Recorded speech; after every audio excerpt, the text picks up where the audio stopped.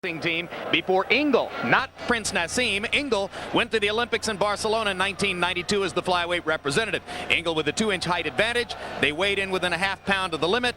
Tonight Ingle weighs 137 to Prince's 136 as they enter the ring. 6.5-inch reach advantage for Ingle, but will that help him to stay away from Hamed's power shots? Punch stat numbers, Larry. These are the numbers from their last fights. You can see they're vaguely similar, but of course Hamed is a much bigger puncher. Interestingly, Ingle, although he has a reach advantage, is a very aggressive fighter and doesn't use that reach advantage. And here are the power punches, the significant edge that Hamed has. It's a significant edge because he is unorthodox, throws punches from awkward angles that opponents frequently don't see.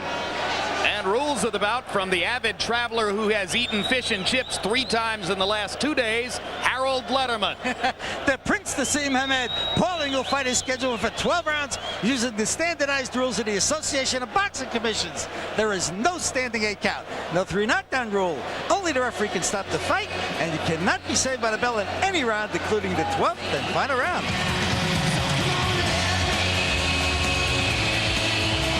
Jim, perhaps the most interesting part of this walkout is that Ingle threatens to do it twice tonight if he's kept waiting too long for Hamed in the ring. But it looks like he's got some stuff going on for himself. Trying to upstage Prince Nassim's anticipated, customary, overly elaborate entrance, while Ingle produces his own theatrics. Well, he's calls himself the Hunter, so I guess we just saw some machine gun bullets outline his attempt here to upstage the Prince. I like it. Oh, you're becoming a fan of these showy entrances, Larry? I like showy entrances. I think that's something boxing can borrow from wrestling, as long as what goes on in the ring is honest. Well, I wonder if Frank Maloney has started his stopwatch yet. Ingle's manager, Frank Maloney, says he'll put a stopwatch on his own fighter's entrance, and then they will, in effect, give the Prince the same amount of time to get into the ring, and if he doesn't get into the ring within the allotted time period established by the stopwatch, then Ingle will, as Larry mentioned, leave the ring, go back to the dressing room, and wait to come back out again after the Prince has already made his entrance. We'll see if they'll follow through with that plan. Frank Maloney, the man who is ostensibly holding the stopwatch, you'll recognize as also the manager of World Heavyweight Champion Lennox Lewis. Lewis isn't here tonight, incidentally. He spent the weekend in New York for the United States Boxing Writers Association dinner.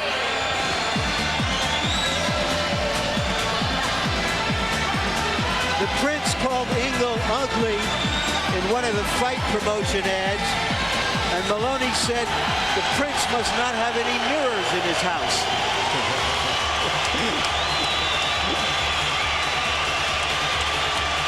Well, there it is. Ingle makes his entrance in a fatigue outfit befitting his paramilitary approach to training. He calls himself, Jim, the Yorkshire Hunter. He says hunting gear. You recognize referee Joe Cortez, one of the finest referees in the sport, as he stands in front of Ingle and begins individual instructions. There's the record for Paul Ingle: 21 wins, no losses, no draws, 15 KOs. A lot of people say, well, his most significant opponent was Billy Hardy. Prince Nassim knocked out Billy Hardy in 1 round.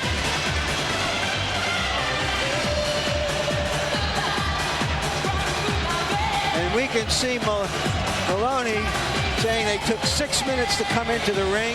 He's got a stopwatch in his hand.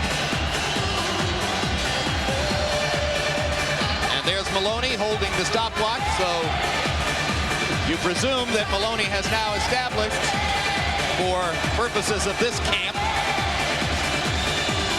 And he has a point. He says, what the time limit is. I've warmed up my fighter in the dressing room. We're coming out here. It's just not fair to have him freeze for 10 or 15 minutes. You saw what happened to Kevin Kelly in Madison Square Garden as he stood in the ring and watched and waited for the Prince finally to enter. But I would like to have an opponent leave the ring, make that walk way back out and come out again. That would be great. So a match should try to exploit that. So you think that they'd be cutting off their noses to spite their face if they do what Maloney plans? George, it's not that long of a walk. Yeah, but that's the kind of walk, an emotional walk that you don't want your fighter to do but once. It's all about emotions. Now, Prince Nassim, incidentally, well aware of Maloney's announced plan to pull his fighter out of the ring, and a master of gamesmanship, or at least certainly he sees himself that way, has not yet left his dressing room. I guess he's daring Maloney and Ingle to follow through on their threat.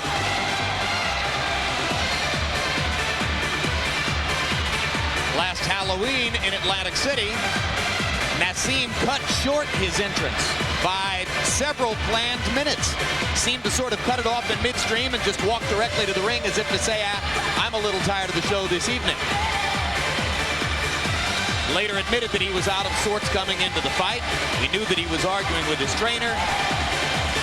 He said that he was poorly nourished and not well conditioned for the fight, and also on the wrong time clock because he had only gotten to the United States 4 days prior to the assigned date in Atlantic City, and maybe that had something to do with his cutting short the entrance. Maybe he knew that he wasn't about to produce one of those explosive signature performances. Well, I think Wayne McCullough had more to do with it than he did. Yep. If Ingle is as tough as McCullough, we could have some fun here tonight.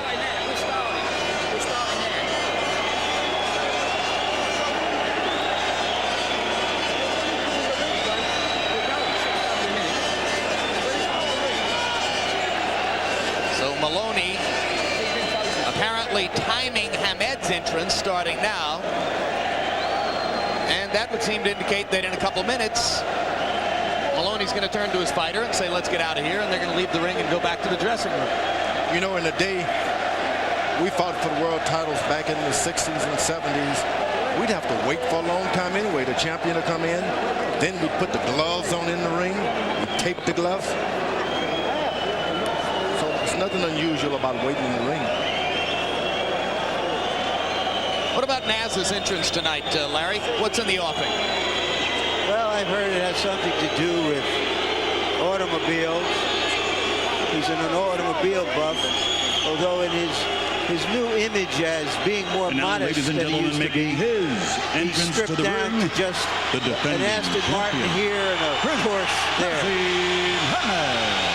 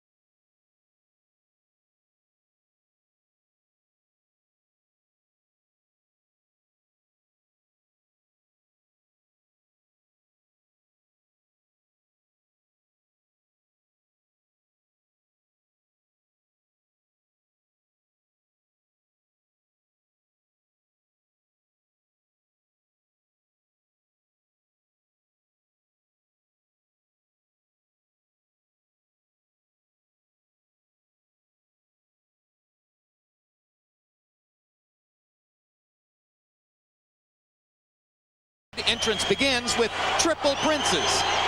Well, the Prince likes to do a solo act. When he gets into the ring, he may have to do one.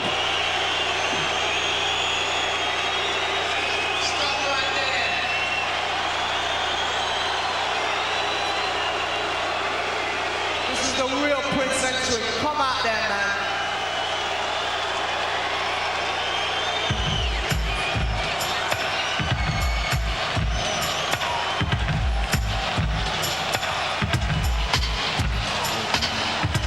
Folks, Prince Hamed, I've heard, is getting a reported $7 million for this fight tonight, most of it from overseas sources of television revenues. This is why he gets all that money. Whoa. I can't wait to get in there. Yeah! Get some screaming!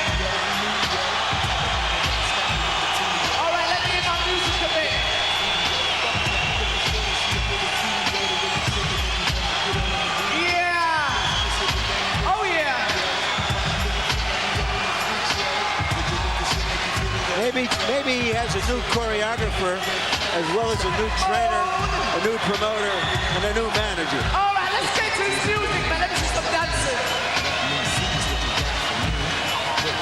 Come on, come on. Let me see some dancing.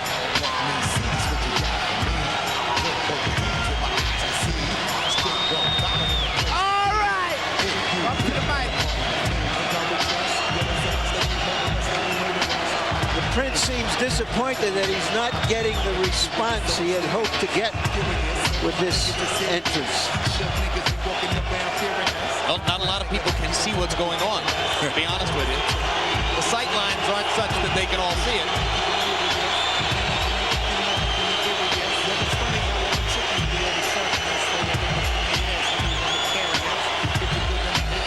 What do you think he's going to do when he gets to the ring and he turns out to be the only fighter there?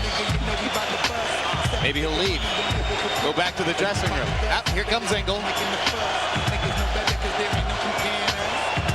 So, George, you would say that he just played into the Prince's hand. That's right. That's one thing you want to do. You want to be solid, and everything you do is strictly basics.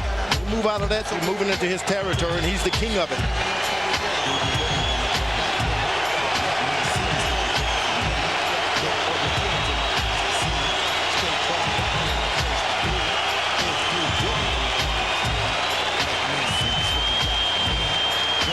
In case you haven't seen it before, get ready for the flip over the top rope into the ring. The coup de grace, as it were, of this entrance.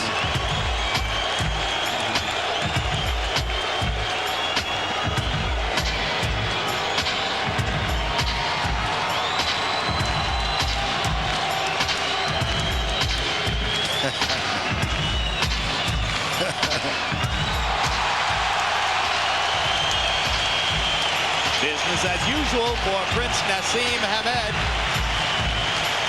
We mentioned the new trainer, Oscar Suarez, originally from Puerto Rico.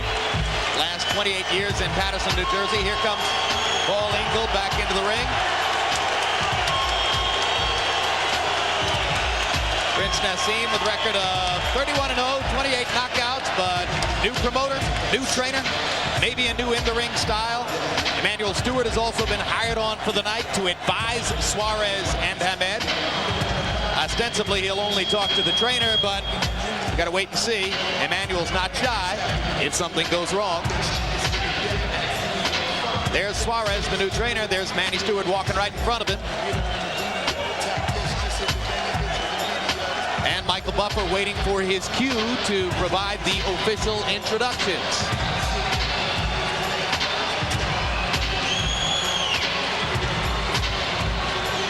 Emanuel Stewart is here because in a later bout, actually the walkout bout here tonight, his most famous fighter ever, Tommy Hearns, is fighting against Nate Miller in a cruiserweight bout. Since he was going to be on the scene anyway, it was apparently the Prince's idea to have him involved in what has suddenly become a pretty strong corner beyond the relatively unknown trainer, Stewart, and brand new cut man, Al Gavin, one of the very best at his trade. The Prince has never been cut, he says, but he hired Gavin anyway. There's Ingle.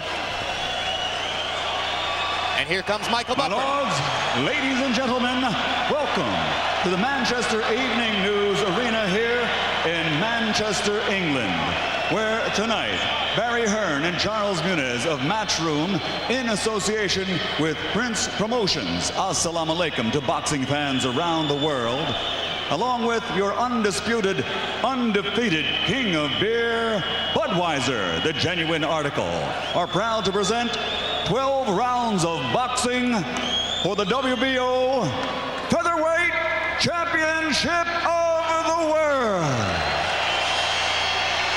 Sanctioned by the British Boxing Board of Control, General Secretary John Morris, and the World Boxing Organization, President and Supervisor ringside for tonight's bout, Francisco Barcarcel. Timekeeper at the bell, Barry Pinder. The three judges scoring this bout on a 10-point must system will be John Coyle from England, Roy Francis, also from England. Michael Pernick from the United States. And when the bell rings, your referee in charge of the action, working for the 113th time in a world title bout, Joe Cortez. And now, boxing fans, are you ready? Manchester, Sheffield, and Scarborough, are you ready?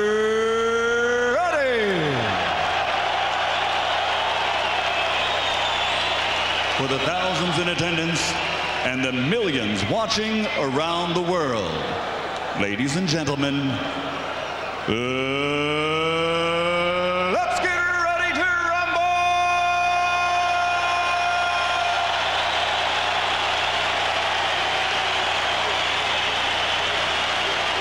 Introducing first, fighting out of the red corner, wearing combat camouflage and weighing in at 125½ pounds, or 8 stone 13½ pounds. He brings an outstanding professional record to this ring, consisting of 22 bouts with 21 victories, 15 contests ending inside the distance by knockout, and he has 1 draw. Ladies and gentlemen, here is the former British featherweight champion, former Commonwealth featherweight champion, and former European featherweight champion from Scarborough, England, the challenger, the undefeated Yorkshire hunter, Paul Ingle.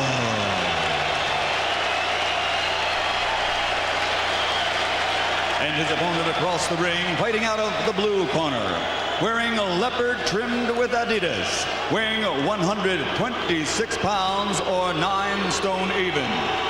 His perfect professional record consists of 31 bouts. All 31 bouts by victory, 29 of those victories by knockout. And he has captured 2 world titles. Tonight, he makes his 12th defense of his world championship, and he plans to maintain his recognition by many as, pound for pound, one of the best in the world. Ladies and gentlemen, from Sheffield, England, presenting the undefeated WBO featherweight champion of the world, man of the British Empire, Prince Nassim.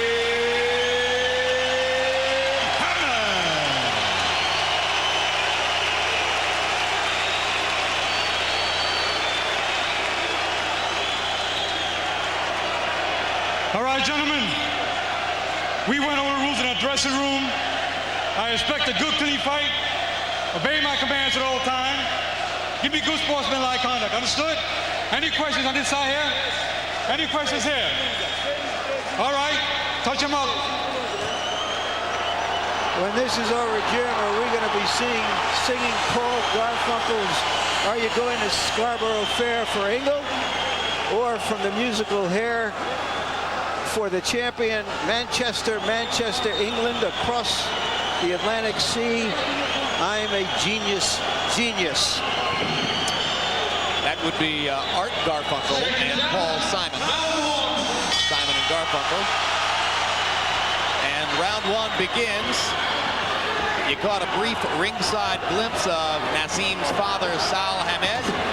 And to go back to the early discussion with George Foreman about a change in style, the trainer says that he wants Hamed to be better balanced, in a tighter envelope, boxing more conventionally out of a southpaw stance, George. And I hate the thought of that. It would be like I said earlier, sending Einstein to Harvard to get an English degree just so he could do his math. This guy's got the whole package. You should let him alone. You can see why Ingle is regarded as a pretty good defensive fighter. His head movement, his hands held high. Conventional wisdom is that fighters revert to form.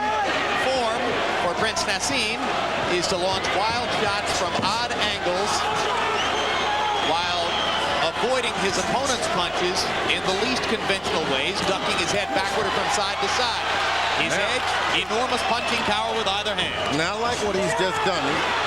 He did something stupid, and that's what he does best. You want to call the other guy out to do the other things that he can't do. He's He's had a career of beating basic boxers. Why change and make him a basic boxer? After failing to come through on a prediction of a third-round KO against McCullough last October, Prince Naseem stayed away from any specific round prediction for a knockout in this fight. But as his confidence grew in the last couple days, he did say, "Don't blink."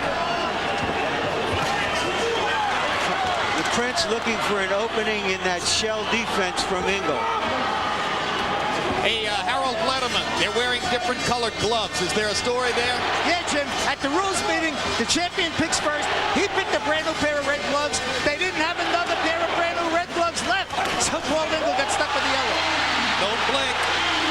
Ingle goes down on the left hand. Hadn't been knocked down in 5 years. Only the second time in his career he's been knocked down. I guess the punching power remains intact. The power is there. Now you look, Joe Cortez, when you see him in the ring, that means the champion is not worried about losing his crown. But this man has integrity. He should be crowned the referee, the best referee as far as integrity is counted. Hard right hand by Hamed. Drives Ingle into the ropes. Prince Naseem has landed some power wallops in the first round. 2 left hands and a right. And now Ingle lands a right hand coming back.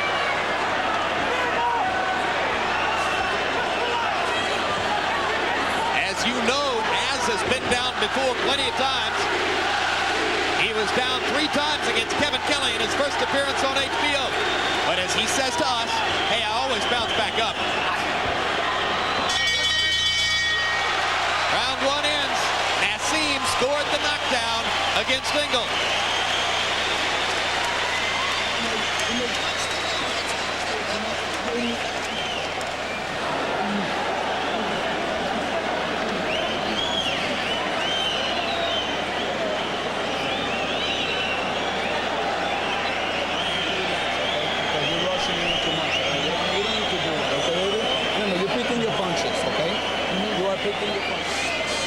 Naseem trying to fight from a conventional stance, left to the body, left to the head.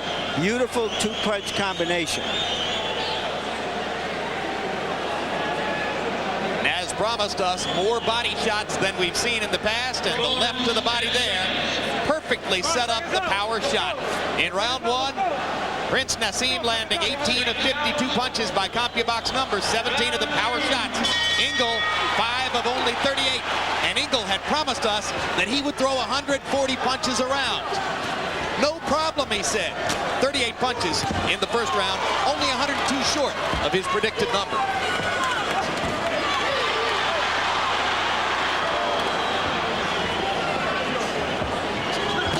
It's hard to throw a lot of punches against Prince Naseem, George, because he stays at a distance and dodges from side to side. He'll slide his lead foot ahead and then slide it back to you. So he keeps in position to put that foot right back up there and hit you. I like that. Slide in, slide out. Naseem misses with the right hand. He's only thrown a few jabs. Ingle just has not been able to set up and mount an offense because he cannot or will not get close. This after claiming to us that he would come in and put his face on Naseem's face and try to fight him in a phone booth. It only took one left hand to alter that strategy. Once you taste that kind of power from a guy like that, you got to protect yourself. Incidentally, with regard to the use of the term title here, Naz doesn't own one of the 3 more notorious titles given by the well-known so-called governing bodies. The one he owns is a sort of off-brand. But in terms of his public impact and his accomplishment, he's the #1 featherweight in the sport. That's why we designate him as the champion. He is definitely the champion. He's better beware that Ingle has come here to win. Even though you knock him out, you can't play with him.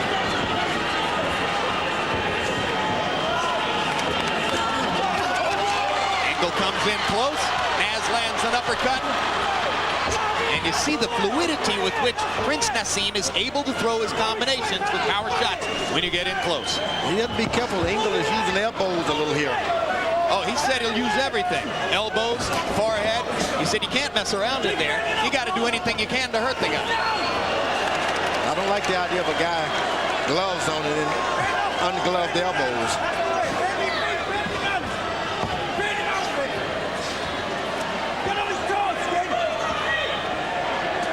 I think for a lot of guys out there who would like to be referees, they should really watch Joe Cortez.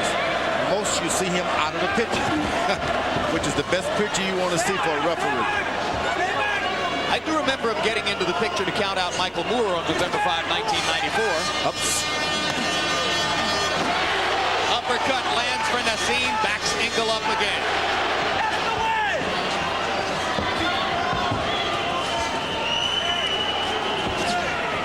Ingle is starting to use his footwork left and right, and that's what I would do. Anything that Nassim does tonight, remember, he's half-heartedly doing it. He's messed up in training camp.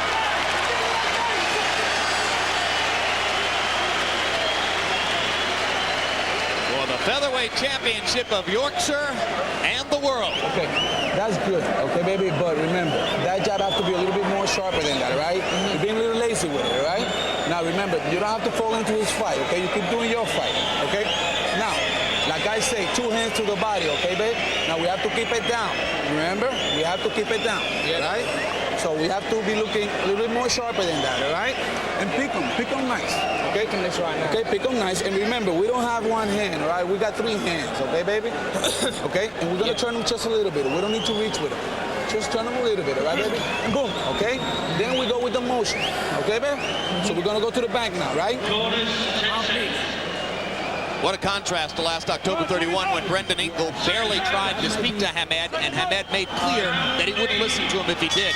Tonight, listening very intently to the new voice in his corner, Oscar Suarez. But George, you spent 17 years listening to one voice in the corner. How strange is it for the Prince now to be listening to an entirely new guy? It's shock. It's going to take more than just sitting in the corner. It just does not sink in because the guy gets to be part of you, that voice. This guy has not become a part of him yet. As you see, he hasn't thrown one body shot as he was told. Now you see one.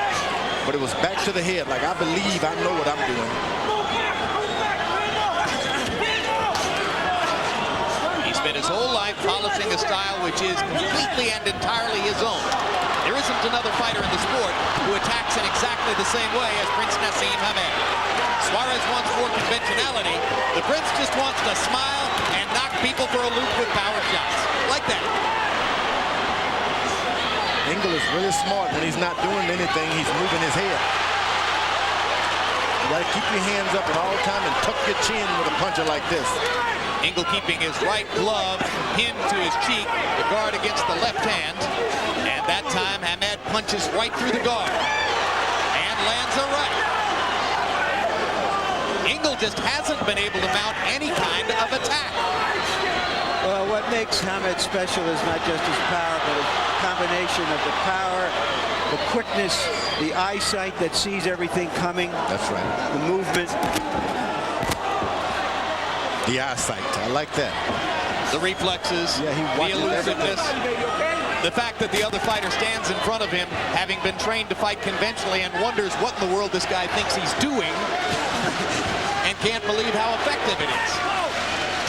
Breaks a few rules here and there, but let me tell you, he makes up for it with the power. It's a little like standing on the practice tee in golf and watching somebody with a horrendous swing and saying, oh, I'm going to tear this guy up on the course. And then after 5 holes, you're 4 shots down and you're thinking, what happened? Ingle is starting to go to the body just a little now. Starting to get through, and Hamed comes back with a 3-punch combination. He's wanting to go to the body with a combination, but Hamed has got to understand that your fighter must be coming to you to be able to land that shot. You can't go to him and throw combinations to the body. Hamed ducking, smiling, firing the left hand, just missing. Ingle misses wildly with the left, and Hamed effectively counters him inside. Prince Nassim delighting his fans in the crowd through the first 3 rounds with some vintage Nassim moves.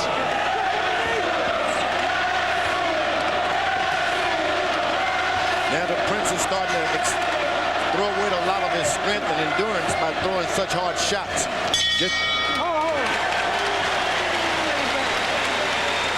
Well, he's extremely knockout conscious, and tonight, maybe more so than ever. How you feeling? How you feeling, baby? Great. Good, good. Take a deeper, baby. Take a deeper. Take a deeper. Excellent. Excellent. Now, we rushed there a little bit, all right? Which you didn't need to. Okay, baby? You didn't need to do that, all right? Remember, you keep to the plan, okay, baby? Now, every time you throw that hook there, baby, I want to see it to the body, okay? Because he's there for you. Automatically, he's right there for you. Okay, baby? So we have to do it. Okay? Here you go. Now, again. Again, baby. We still...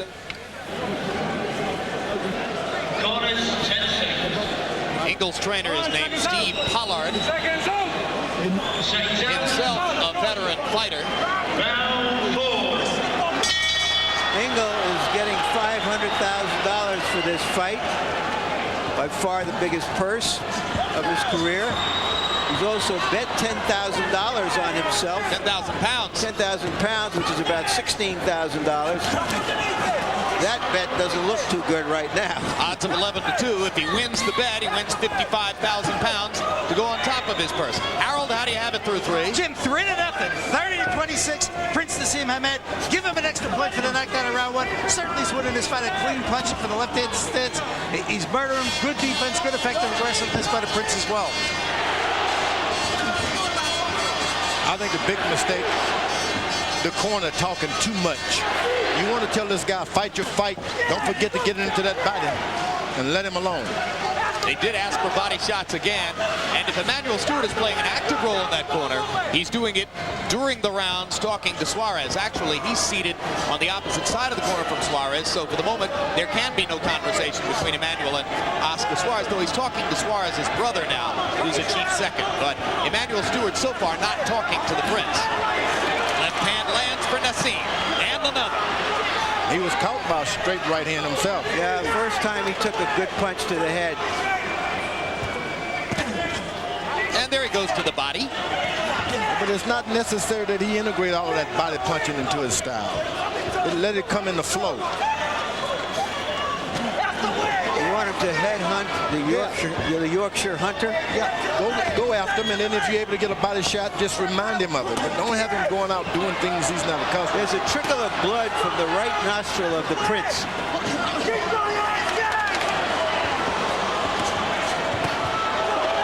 Quick right hand counter for Nassim.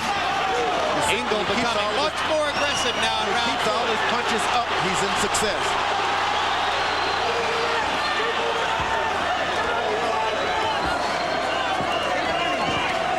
I hear exactly what you're saying, George. You think that Nassim's a lot better off if he just follows his instincts in there, because you can almost see him trying to think his way through what his new trainer wants him to do. Yeah, see, when you're thinking body punching, you automatically bend your face down. That's why you see the bleeding of the nose, bowing into these little jabs, subtle jabs. So Ingle begins to mount an attack after having been frustrated through the first 3 rounds by the elusiveness of the Prince. In the last round, he got up to 57 thrown punches.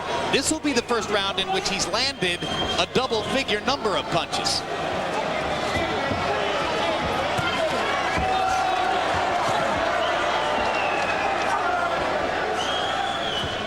Ingle must be in great shape to be going at this rate. April and May boxing on HBO. Next Saturday night, Boxing After Dark presents one of its all-time best lineups as lightweight champion Shane Mosley takes on John Brown. What a fight. Plus a battle between 2 well-known lightweight warriors, Ivan Robinson and Angel Manfredi. In May, it only gets better when Oscar De La Hoya, coming off his split decision victory over Ike Quartey, good left hook Oscar, defends his welterweight title against veteran Oba Carr. Also featured super featherweight champion Floyd Mayweather against Goyo Vargas. Then 1 week later on the 29th, boxing's other premier welterweight champion, Felix Trinidad, last seen dominating Pernell Whitaker in Madison Square Garden. This time he'll meet Vincent Petway in San Juan, Puerto Rico. April and May boxing on HBO.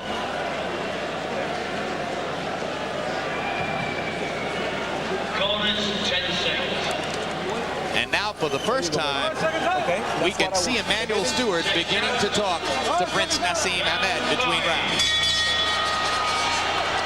Ingle landed 13 of 57 punches in round 4. That's by far his best round in the bout.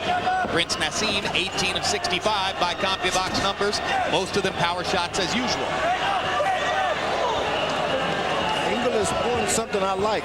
You get a guy basically who's a boxer who possesses a punch, make him come after you.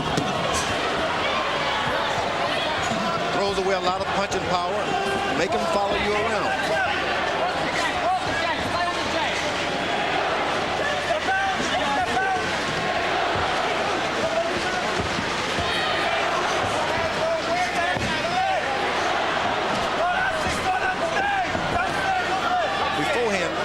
Get a rhythm to it. He'd hit you with 2 to the right, then he'd throw a power shot.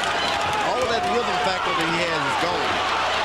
He lands 2 lefts, including 1 to the body. Ingle comes back with a couple of left hands as Nassim stalked and looked for a chance to throw a right. Prince Nassim changing his lead foot from time to time. Now goes into a conventional stance. On paper, he's a southpaw. In reality, he's whatever he feels like at any given moment. Yeah, but he's the rhythm that he possessed. He would always do 1, 2, 3 something. Now he's just waiting for 1 shot here and there. Ingle himself is a natural southpaw. Rights and brushes his teeth with his left hand, but fights, as you can see, out of a conventional stance, and that helps his jab and his hook.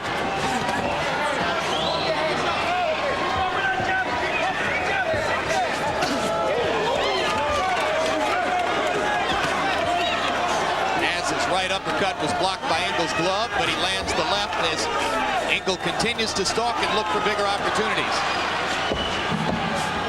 Naz missing with the uppercuts, but if he lands one, he's going to score. Ingle reaching to fire right to the body. Seems to feel as though he's weathered the early power storm. Remember, Prince Nassim knocked Ingle down with a left hand in round 1. A double left, really. 1 to the body and 1 to the face. Slight welt under the right eye of the Prince. A lot of that has to do with him reaching in for those body shots. Everything else he does is sort of reflex, but when he goes to the body, it's a reach forward. Crowd kind of sitting back in its seats now as the action slows in round 5. Naz going back to his elusiveness to stay away from Ingle, who landed enough in the 4th and 5th to get Naz's attention. Now Naz is doing his thing. Put your hands down, relax. That was boring. Earlier tonight, we had some excitement. Junior Jones fighting on the undercard against a little-known Coventry Englishman named Richard Evatt. In the first round, Evatt, with the tiger-striped hair, put Junior down. And in round 4, already behind on the scorecards, Jones was penalized a point for holding by English referee Paul Thomas. In round 8, they stood toe-to-toe and went at each other, and Evatt landed a right hand that again put Junior Jones seemingly in trouble. But in round 11, trailing on 2 scorecards and with his career hanging in the balance, the former 2-time world champion Junior Jones landed a clean left-hand shot that put Richard Evatt down and out.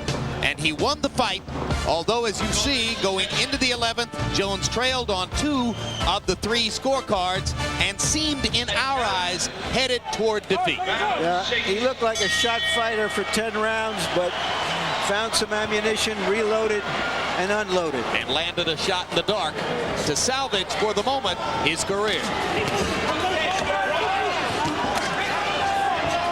Round 6. Prince Nassim with a whitewash so far on Harold Letterman's card. He's won every one of the 5 rounds as we come toward the midway point of the bout. When you've boasted of your greatness, when you've told everybody you're the second coming of Muhammad Ali, you create a very high standard, and that's how he's going to be judged.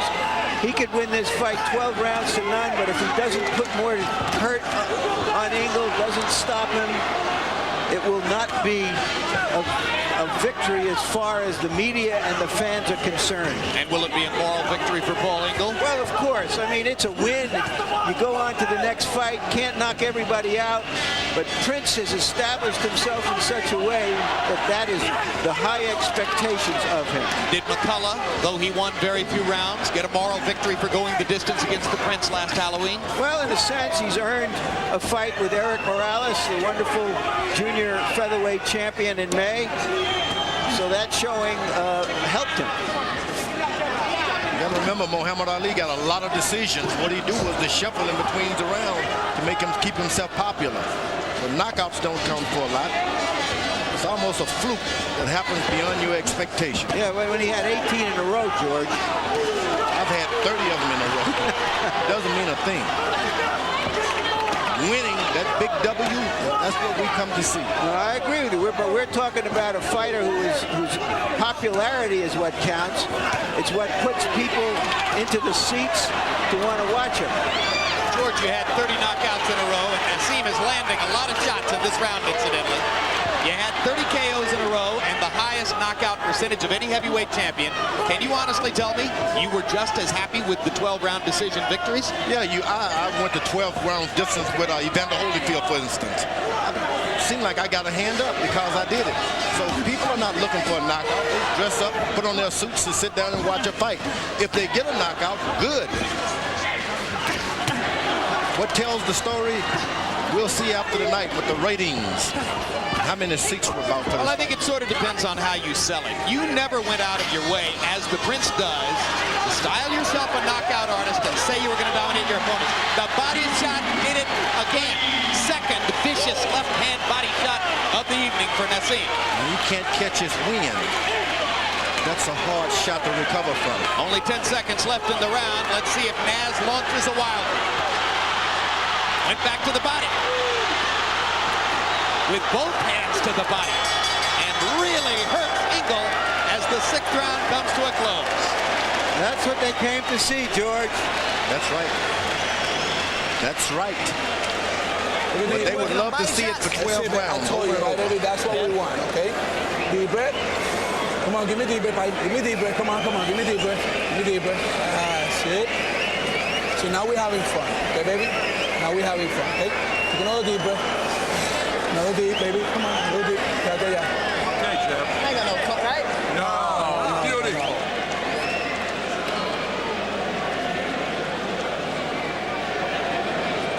Left to the body, something we didn't see the Prince do much of in the past. There's no opening up top because of the defense of Ingle. That body punch put a hurting look on Ingle's face. And it was done right in the flow of things. He didn't aim for it. He just let it happen. That facial expression from Ingle tells you everything you need to know about the natural punching power of Prince Nassim. Some fighters just have heavy hands, and he is a case in point. What we wonder now is whether he'll bring his right hand down and leave his jaw open. Harold, how do you have it through 6? Jim, 60-50 through 6 rounds to nothing, Prince Nassim Hamed. Jim, let me tell you something. The knockdown, he knocked him down with a left hook. That means he was fighting out of a right-handed stance. He's switching righty to lefty very often, and he's very effective at it. He's now back in the southpaw stance, so left hands here are crosses. Either way, they're effective. And while he does generate power with the right hand, the more we watch him, the more it seems that the left is his thunder and lightning. Ingle landed a nice right hand while we were chatting, talking heads here.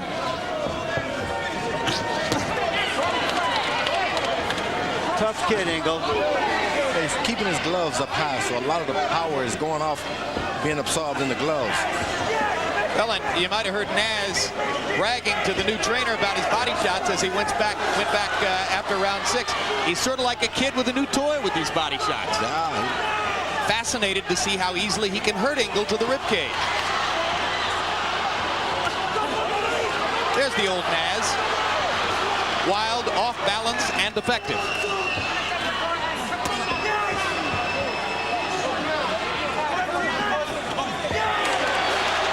The crowd cheers mightily, and Naz smiles as Ingle lands a right hand. It was a good right hand by Ingle.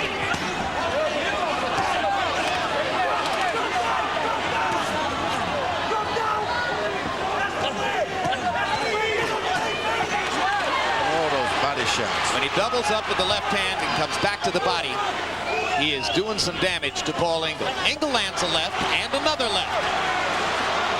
So Ingle making a nice little comeback in this round after having been knocked down in round 6. Bloody Naz's nose once again.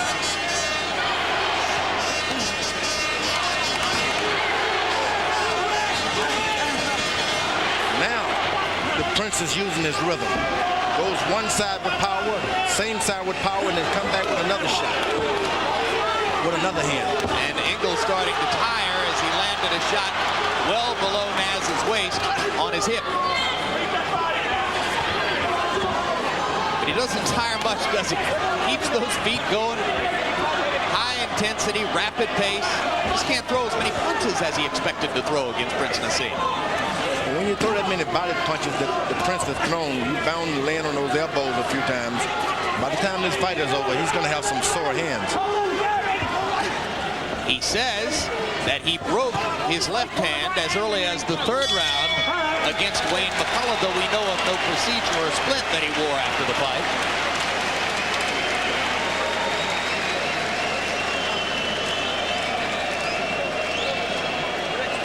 That's when you're in danger. You're getting underneath Welch, you've got to close it up and then start ramming in. Start ramming in, don't be gentle, be rough. Don't be fucking gentle, this is a looking man's game. Get in there and whack the elbows, shoulders, the lot. Take his balance and step on him. Take his balance and step on him. His mouth is open like a train, he's only trying him. Watch him. He's getting frustrated to buck it. I'm telling you, you're frustrating him because he can't hit you. He's trying to put the bombs on. Now he's trying to just flick off and he's trying to measure you up. Just keep that head moving, keep fading him off and drawing him. Start telling him. Right through the middle, he's going to go down. Okay. It's a big gap he's giving you, but you're not operating inside. You're doing everything with outside. You're so fucking strong that you're twisting him around, but you're not hitting clean. You heard from Ingle's corner. They're very excited. That was probably Ingle's first round. And you heard Emmanuel Lewis in the Prince's corner saying you got to stand there closer and you got him, which is just what he did. Yeah, if you're a ringside judge and you were looking hard for a round to give to Ingle, round 7 would probably have been your choice. Punch stat numbers, Hamed landed 26 of 64, Ingle 16 of 61. So at least he was in the round.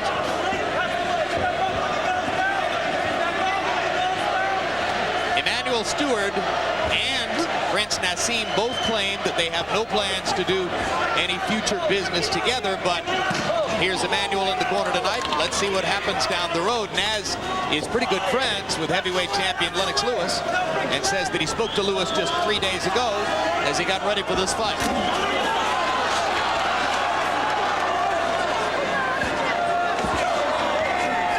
Ingle caught the Prince napping a little bit. That's what happens when your corner tells you to get in there and go throw straight punches, get a little closer. You start thinking about all of this foolishness and you find yourself waiting for something. You can hit yourself. Let it happen in the floor thing. Prince Naseem produced 2 8th-round knockouts in his career. He knocked out both Steve Robinson and Tom Boom Boom Johnson in round 8. He had an 11th-round knockout of Manuel Medina back in 1996. Those the only 3 knockouts which have come this late in a bout. And now Joe Cortez stops the action to allow Ingle to recover from low blows. Okay. I think it was the mouthpiece. Oh, that's it, the mouthpiece. Okay, excuse me. Prince's mouthpiece replaced. You see, when a corner man tells you to do something, sometimes you got to stop what you're doing and wait and look for it. You got to be careful how you say it. It's not what you say, but how you say it.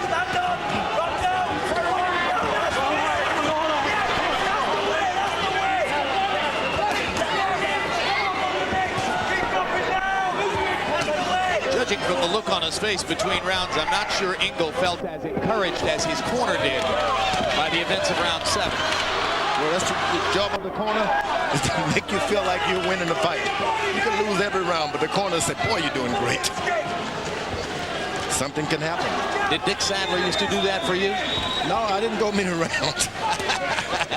Ingle's the kind of kid who would start a fight in an empty room.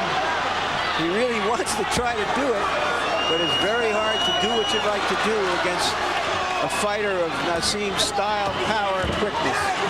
Yeah, he really wants to fight.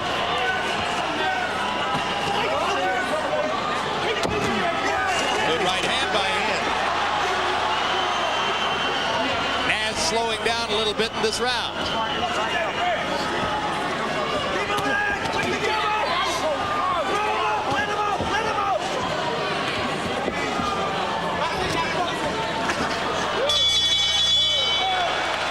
Landing a left hand just as the bell sounds. Premiering Tuesday, April 20, we'll bring you the most recent edition of Real Sports with Brian Gumbel. Some of the stories to be featured. NASCAR, if it's the most popular spectator sport in the United States, and the numbers say so, then why are there so few black faces on the track or in the stands? Also, an investigation into the billion-dollar business of counterfeit golf clubs. Only a billion?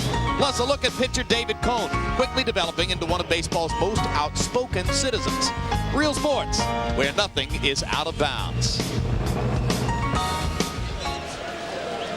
Yeah, because it bothers him. He doesn't know how to have a jab coming from a southpaw. It's different if he was picking it and returning, but he doesn't do anything. Yeah, baby. Just keep playing with it with the jab. Just start it with Ahmed has found something with the body punch. The only way to go when a fighter is protecting his head that way. But right after that punch, Ahmed lost his mouthpiece.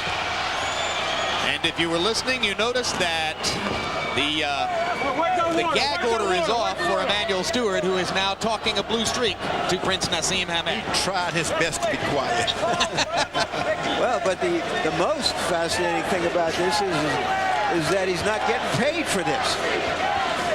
Stewart is the kind of guy who would go and do a round for someone for free all the time. Yeah, but like Angelo Dundee, they love this. A couple of fighters who were paying him a lot of money decided they didn't want to pay him all that money anymore. There are many who believe Emmanuel Stewart is the best trainer in boxing. There are at least as many who believe he is the best self-promoter among trainers. All of the above. Ingle busier and busier now as we get into the later rounds. Naseem hot-shotting, but slowing his own pace. Well, he's having some problems with his bleeding. A lot of that, he has to pay the price for all of that body hunting early on. And if the decision victory over McCullough rubbed a little of the bloom off of Naseem Hamed's rose, what would two straight route-going performances do? Oh, good left hand by Ingle.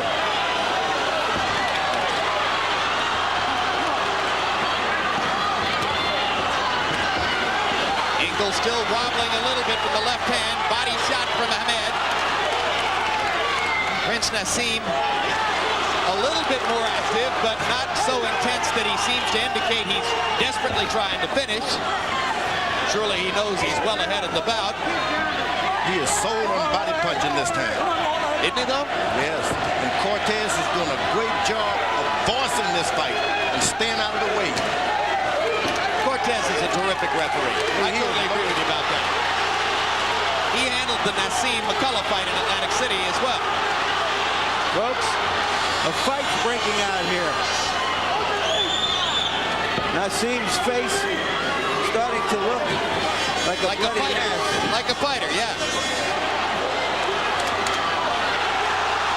Now, for the first time, we see footwork by Naseem. There's nothing wrong with moving out of the way. Let's remember that at the start of this round, that Emmanuel Stewart told him to stand in there and go. All of a sudden, the Prince has decided, wait, let me get out of here.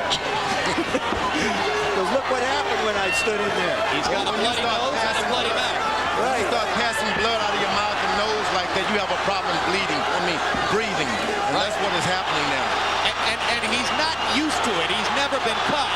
So he's not particularly accustomed to tasting or seeing his own blood. It's a new experience for him, and Ingle celebrates the appearance of the blood. And Hamed shook his head, saying to him, good round. Everything is okay? Don't worry about it. Now, this is when the chatter should stop in the corner. I'm a rubber. They just say we lost that round. Yeah, lost the bit, okay? Okay. You got to go through the middle. You got a wide open gap. Shoot that hard left hand through the middle, man. The outside punch is all out here. He's catching it. Yeah. And he's coming back because you see you're tired when you finish up. You hung out. You're laying up. Work through the middle. You got a roll man. Get set it to right. Look him. Right between it. Seriously, it's drawing down now. It's going to be dangerous for the first 5 seconds now. Each round, expect to stand off, draw him off, till he starts drawing down a bit, then start putting it on. When you put it on now, you've got to turn it on like you've never done it. Keep that pressure there, Paul. Keep that fucking pressure there, Paul. Get out. Trainer telling Ingle, give it a little bit of time. Don't come right out. As the round goes on, put more pressure on. Harold, how do you have it scored through 9? 88-81, 7 rounds to 2. Prince Nassim Hamed, he's got a 7-point lead, Jim. Paul Ingle's got to do something dramatic in the last 3 rounds. Watch the Prince's right jab. Joe Cortez